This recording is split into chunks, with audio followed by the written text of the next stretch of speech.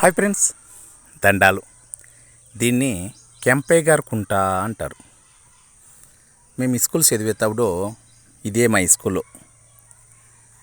PEP school, ప్రాథమిక పాఠశాల. ఈ స్కూల్లో చదువుకొని వచ్చేటప్పుడంతా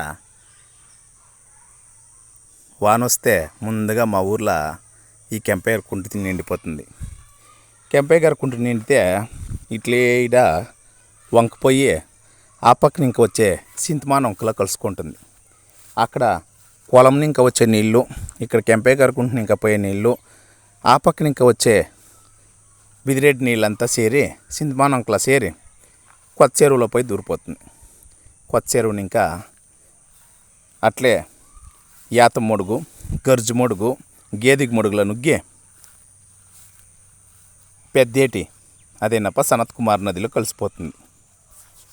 ఈ కెంపేగార్ కుంట్ల మేము చిన్నోళ్ళప్పుడు ఇంకా ఇట్లా ఎర్నీళ్ళు వచ్చినంటే మాకు కనబడుతూ ఉంది గుళ్ళెండ్రకాయలు.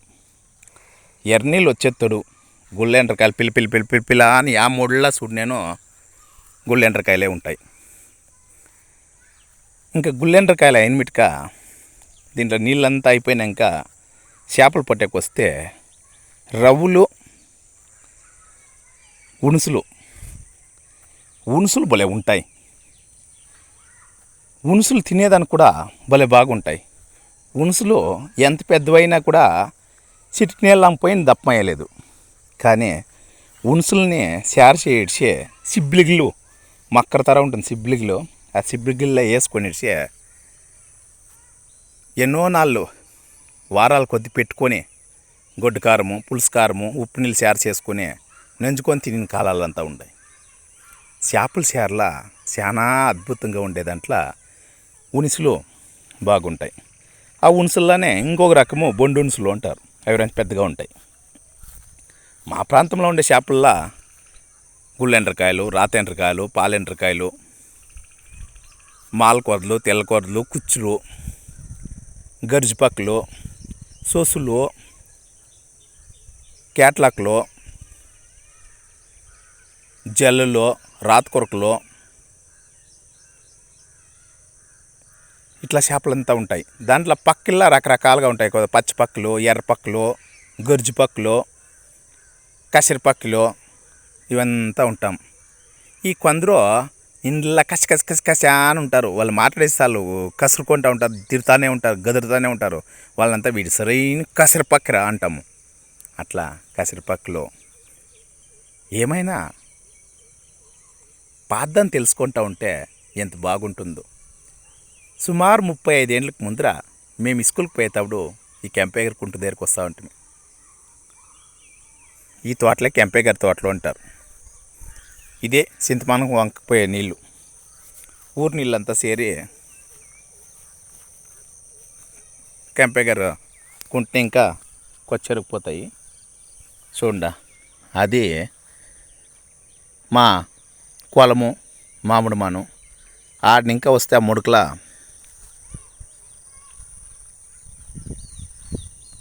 కొద్దేవరు గుట్ట అంటాము. ఏడాది కోనాడు కొద్దేవరు బండి ఉండే, కొద్దేవరు చేస్తూ ఉంది ఆడే.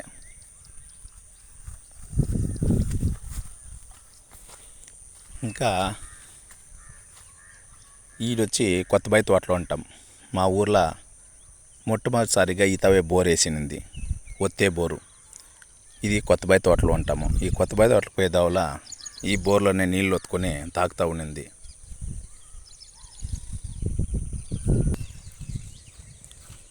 మూగజీవాల్ని మేపిడిచి ఇట్లా మానల కింద కట్టేస్తే చల్లగా ఉంటాయి. ఎప్పుడు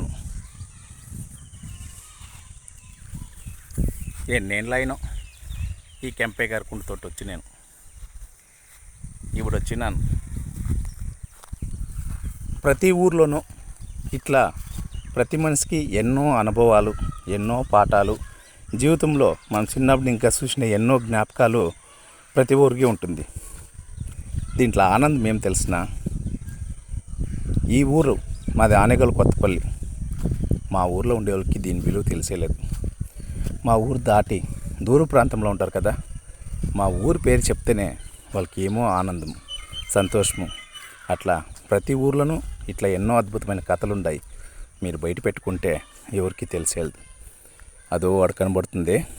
ఆ ఇంటినే 17 ఏళ్ళుగా ఆల్టరేషన్ లేని ఇల్లుని ఇప్పుడు ఒసూరు సేవా సంఘం వాళ్ళు హాయ్ ఫ్రెండ్ దండాలు మీ ఒసూరుడు అనే వాళ్ళందరూ ముందుకు వచ్చి ఇప్పుడు ఇంటికి మరమ్మత్తు పనులు ప్రారంభం చేస్తూ ఉన్నారు. ఇన్స్టాగ్రామ్ సోషల్ మీడియా మూలంగా ఇది ఒక మంచి అధ్యాయంతో మొదలు పెడతాం. ఈడుండే ఒత్తే బోరే మేము స్కూల్కి పోయేటప్పుడు తాగే నీళ్ళకి వాడుతూ ఉండింది. ఇప్పటికీ ఒత్తే బోర్లో నీళ్ళు వస్తాయి. రండి మీకు చూపిస్తాం.